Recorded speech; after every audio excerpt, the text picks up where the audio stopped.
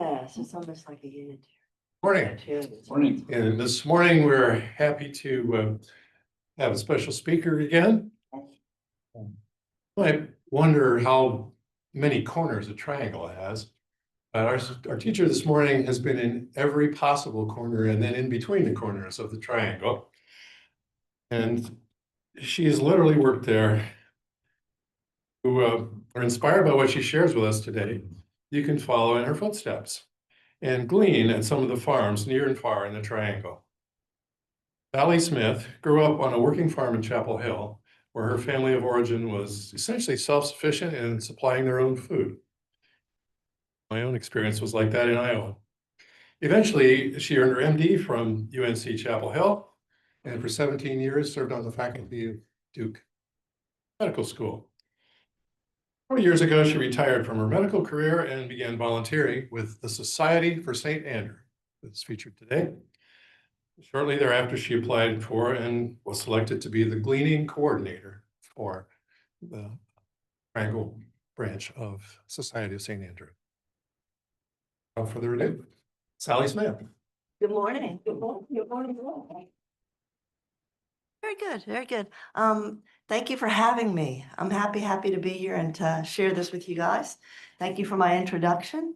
Behind you right now is just a slideshow I have of people gleaning. So when you glean, you go into a field and you just gather whatever happens to be there. In general, it's what's left over. It's what they couldn't sell.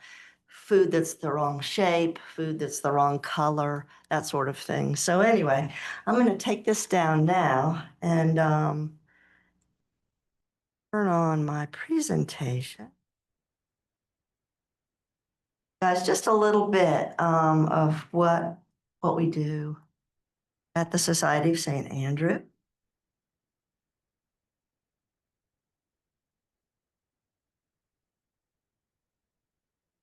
Very good. Okay, good.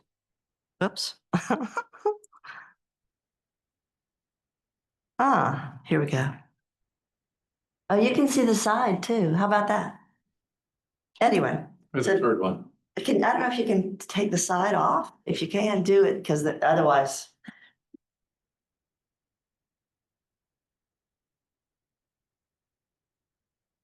And how do I do that? Just push. All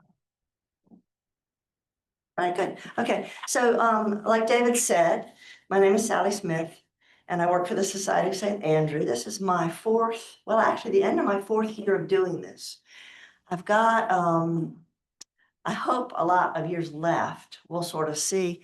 But I was talking to the man who's kind of in charge of the North Carolina, South Carolina St. Andrew Society yesterday, and he said that you guys have actually helped us for over 20 years. And I don't know if anybody knows that or if that's correct, if anybody's been here long enough to know, but he said, oh, no, that the relationship with the congregation at Duke University Chapel goes back at least 2 decades. And you guys do things like you get gloves for us and all sorts of buckets and things like that we need. And you also give us a grant, which is lovely. So I just sort of picked his brain yesterday. We were out getting sweet potatoes, and he went on and on about just the gratitude that we feel for group. So anyway, all right, so that's me. And Dave told you a little bit about how I came to do this. This man is very important in that, and some of you will know him. This is Michael Binger. He's in charge, like I said, of the North Carolina, South Carolina part of the Society of St. Andrew. So before I go on, I want to know, are there any retired or current farmers here? Anybody grow up on a farm? David grew up on a farm. What kind of farm, David? It was Charlotte's Web kind. We had pretty much everything. You did? The animals kind of talked to me, not really, but yeah. So animal, livestock. Yeah, a lot of livestock. Crops. So the corn would come out and we turn the cattle out because the cattle would glean all winter of the corn that fell. And so this whole idea of gleaning I've seen it for my whole lifetime. Yes. Does anybody have like a home garden? Any home gardens? Yes. Okay. So you guys are at least wanting to grow things and stuff like that. So anyway, like David said, my background is growing up on a farm, and we worked really hard on our farm. If you weren't doing homework, you had to rake hay, pick beans, shell beans, pick up rocks, all that sort of stuff. So we did a lot of homework. And I'm pretty sure that's intentional on my parents' part. So anyway, I retired 6.5 years ago, and I don't hold still well. So I did two things. I started these little free walking tours of Chapel Hill since I'm from Chapel Hill. And they've been a lot of fun, and I do those. But I had always heard of Gleaning, and I wanted to find Gleaning, and I found it. And so I started gleaning through the Society of St. Andrew. And then I hear that this position, which is called I think I told you, the Triangle Area Gleaning Coordinator, comes open. I rush over to see this man, Michael Binger, to say that that is what I really, really want to do. So I'm going to explain first what this picture is. So Michael is here. This is a field in Lewisburg. We're cutting greens. These are mustard greens, right? His daughter is in the Honor Society in her high school in Fuquay-Varina, and they wanted to do a service day. So we asked this farmer in Lewisburg if we could come pick something. So we spent 2 hours picking greens. Everything that we pick is donated, and everybody who picks is a volunteer. So there's no money involved at all. It's just a bunch of volunteers. It's usually 1.5 to 2 hours. We picked these greens, and her honor society then donated them to a pantry in Fuquay-Varina. So I go see Michael about getting this job, and he said, Sally, the point in the United States is that there's enough food grown in the United States to feed everybody in the United States 3 solid meals a day. The trick is getting it from the farm to the people. And this is what 2 ministers in 1979 decided was the issue that they would want. Lives. And these 2 ministers in Virginia named their organization the Society of St. Andrew, and they went to the Bible, and they were going to figure out how they're going to do this, how they're going to get all this food to the people. It's several places in the Bible you'll find this. This is Leviticus. Let's see. If a person turns, wait a minute, hold on here.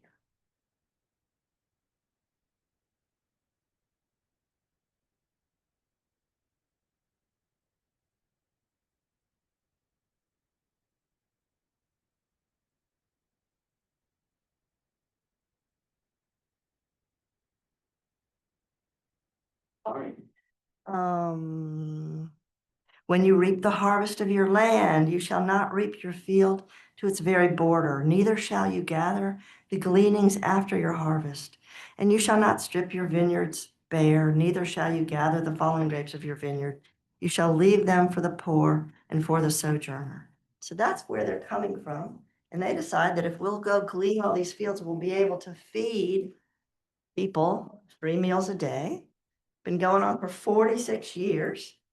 And it starts in Virginia, but now we're North Carolina, we go all the way down to Florida. We go sideways to Mississippi and Alabama. We go up to Indiana and Ohio, Tennessee.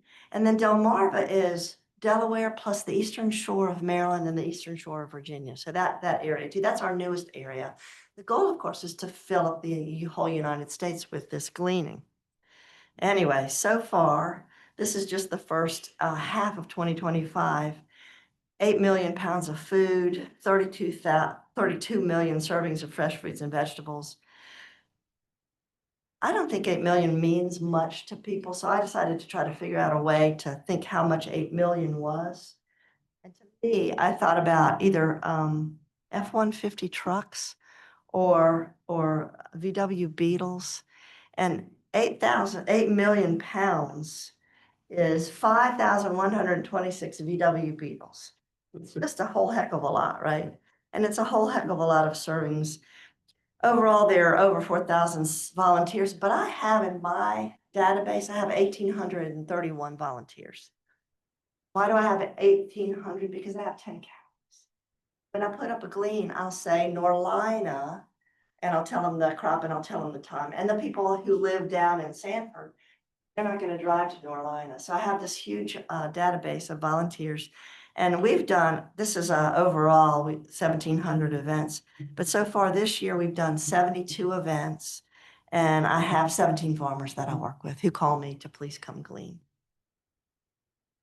And these are the things that we've gotten, which is a huge variety. Like we get cantaloupes and watermelons, but we also get greens, little bitty leaves of greens and little bitty blueberries and all that sort of stuff. So people should come and glean what fits them.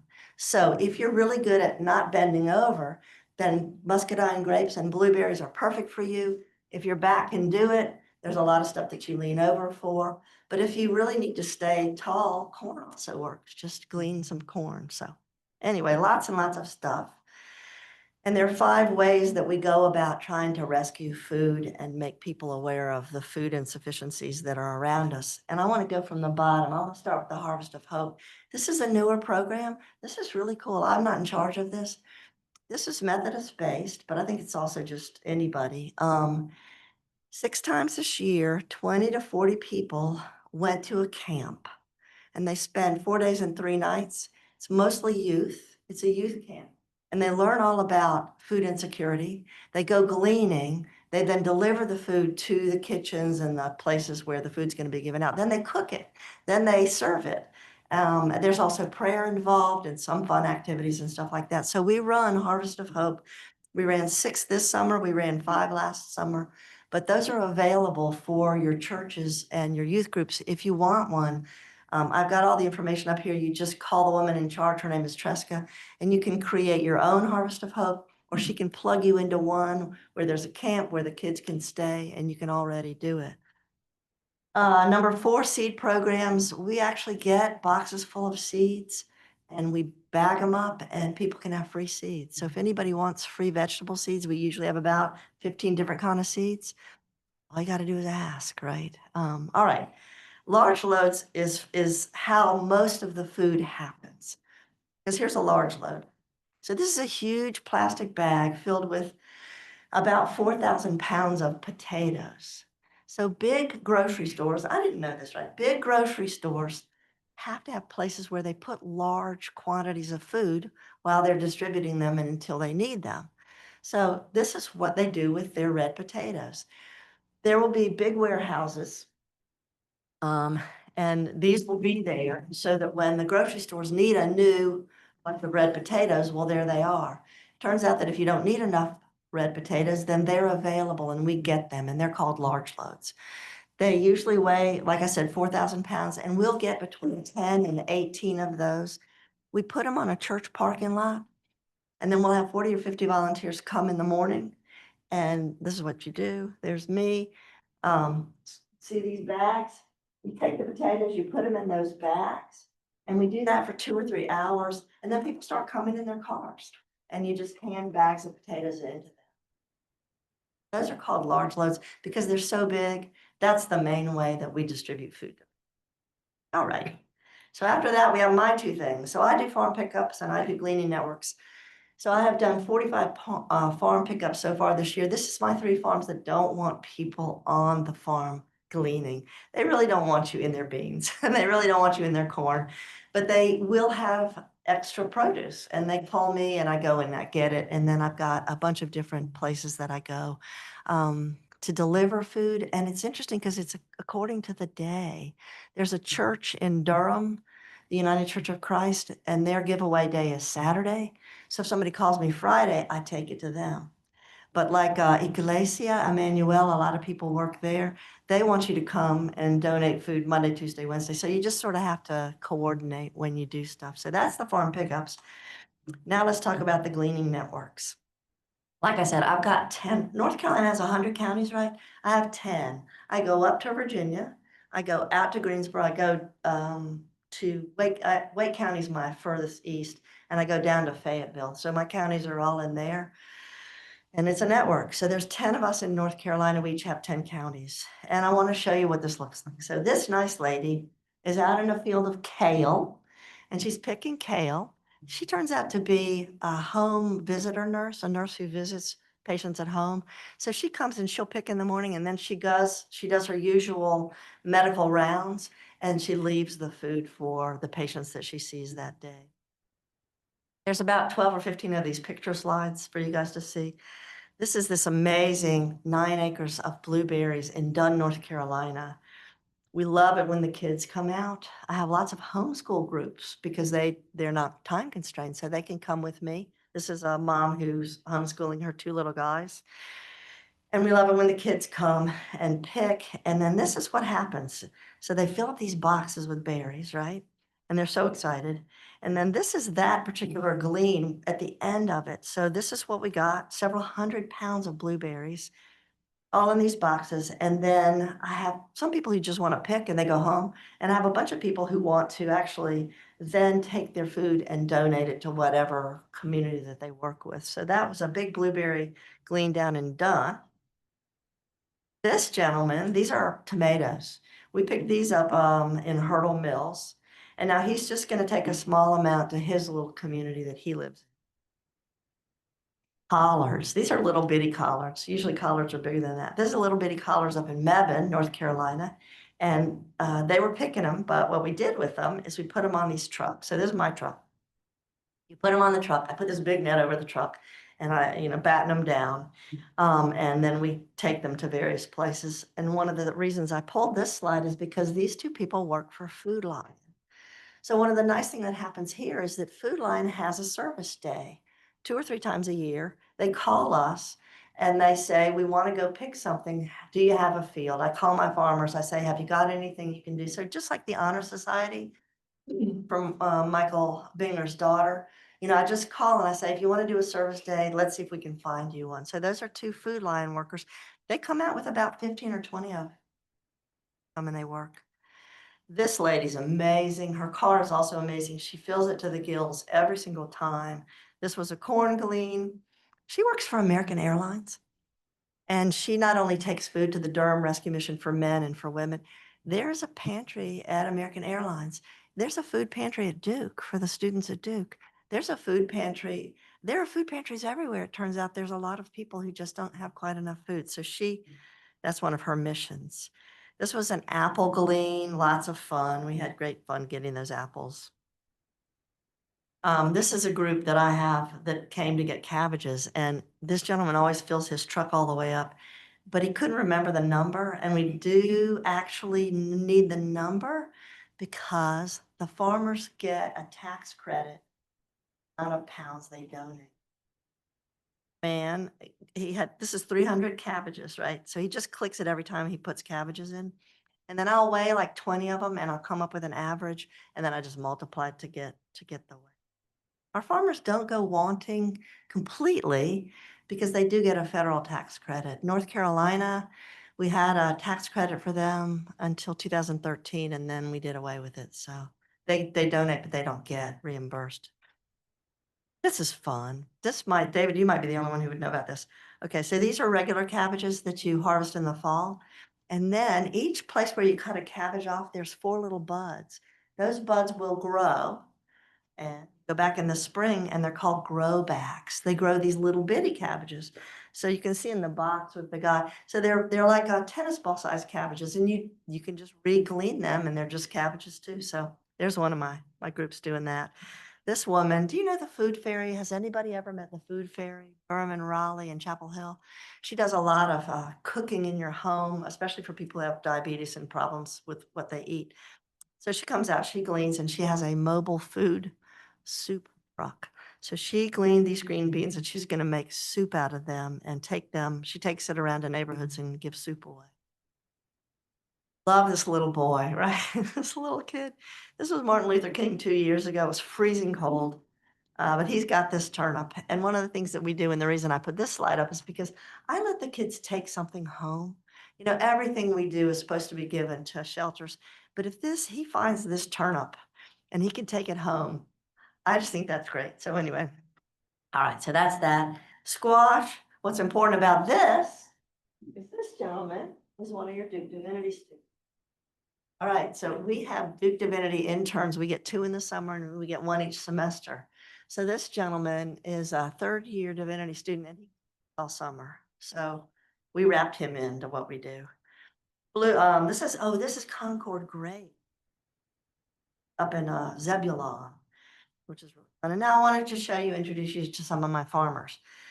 This is my farmer here, Leo Stahlberg right there. He has us up frequently to his farm in Lewisburg. This is my newer farmer. This is my blueberry farmer, Chris Wise down in Dunn. This is a farm. Do y'all know? Does anybody know the McAdams farm in Eflin? This is them, and this is our farmer. That's Karen McAdams. So that's our farmer there. She and her husband run McAdams. And these are the Walkers. Walkers in Hillsboro, they grow a lot of stuff. So this is David and Kay Walker, and they're lovely. They don't let people on their farm, but they call me and I pick them up. And the McAdams, actually, they don't let people on either. These are where I go pick ups. And then this is one of my last farmer to show you. This is Earl Brown. Earl's in Hurdle Mills. Great guy, right? Great guy. This is coming to the end of my slides, but I had to show you this because this is what we're doing now. October is Yam Jam. In October, we go out to these huge fields, like acres and acres of sweet potatoes. And once they've gotten all that they need for the commercial pickup, which are only sweet potatoes that look alike, they leave everything else on the ground. And we go pick up thousands of pounds. Yesterday, we picked up 7,300 pounds. The week before, we got 8,200 pounds. By the time Yam Jam is done, we will have done about 8 gleans and we'll have 50, 60, 70, 80,000 pounds of sweet potatoes, which is cool because unlike a muscadine grape, these guys last. So I just brought this. I know everybody's seen these, but here they are. You just go pick them up in the field and then you just tie them off. And that's what these pictures are right here. So this is the littlest gleaner. The mom works for us, so she said the picture was fine. This kid was just so cute. After you pick them up, you leave them in the field. These guys ride around with their trucks and they pick up all the bags and then they put the bags in piles of 50. So this is 500 pounds per little blob of potatoes. So that when somebody drives up and they want 50 bags or 100 bags, they get, 1 pile or 2 piles worth. And so this is the end of a Yam Jam. This is what it looks like. And I was just told that you guys sometimes in your congregation will tie these bags off, bags that we use, and they come in these bolts of net, and kind people like you will actually tie them and cut them and tie them off, which is actually, it's a nice thing to get to do, especially if you don't want to go into a field and pick something, you can just tie bags. So this is the end of a Yam Jam. I had to put this little girl in. She's next to my last slide because she's a middle schooler and she was so proud of herself, right? She's just so happy with what she did. So this was a milestone for us. So we opened in 1974. By 2024, SOS had gleaned and rescued a billion pounds of produce. But I have to brag on David Voss.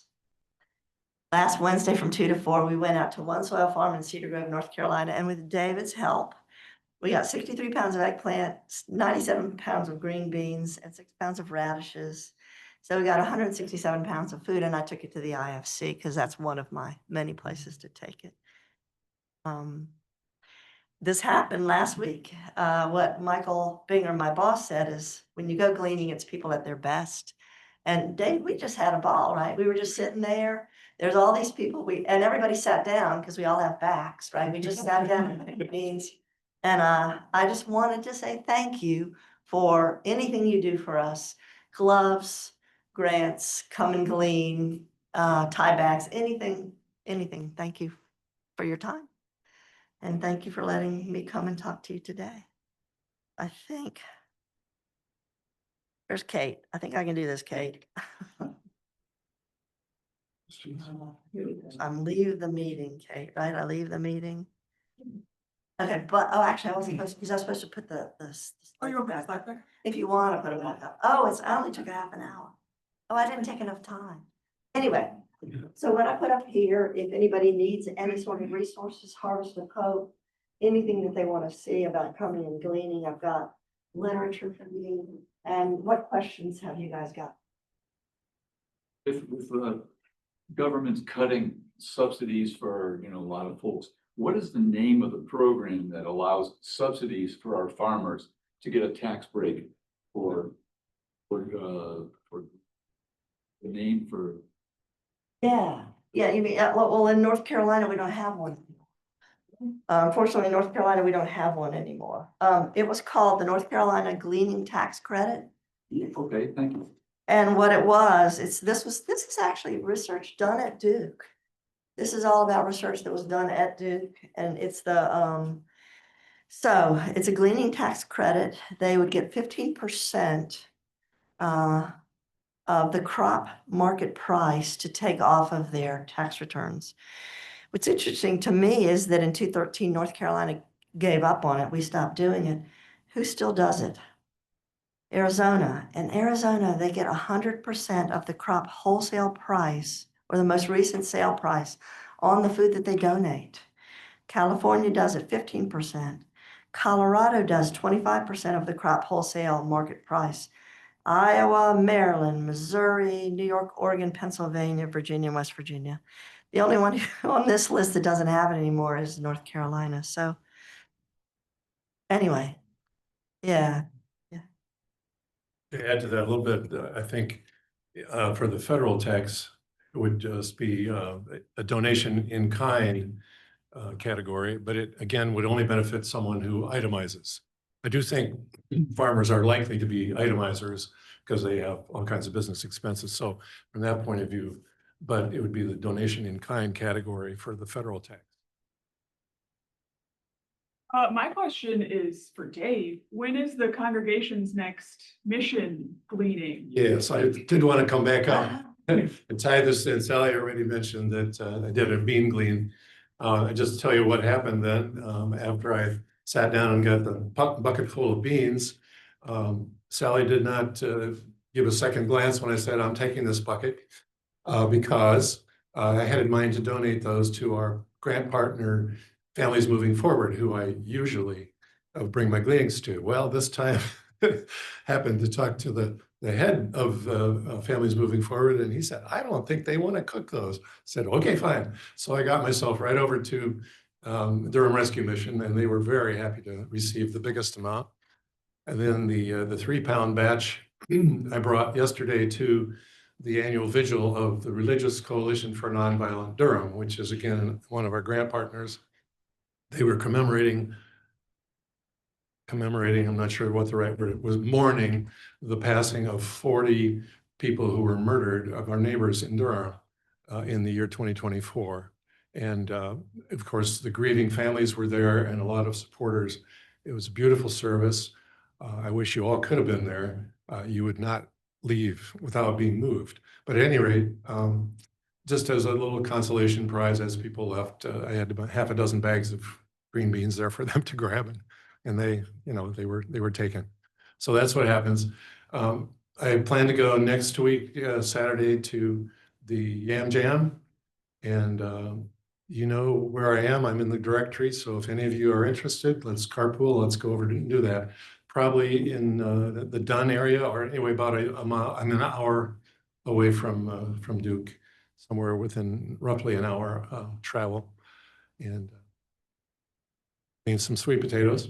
Also, we already got one of our congregations signed up for the project for October, which is to cut and tie the mesh bags so that fill them with our yam jams and other produce. And that on Saturday, the 25th from 10 to 12. And so please continue to sign up for that. The usual place in e-news with the click here button. That I think brings it up to speed with us. We talked about the fact that we support Society of St. Andrews along with several other organizations with our monies. And as you know, our congregation doesn't have to pay for the building. So we have a lot of mission money.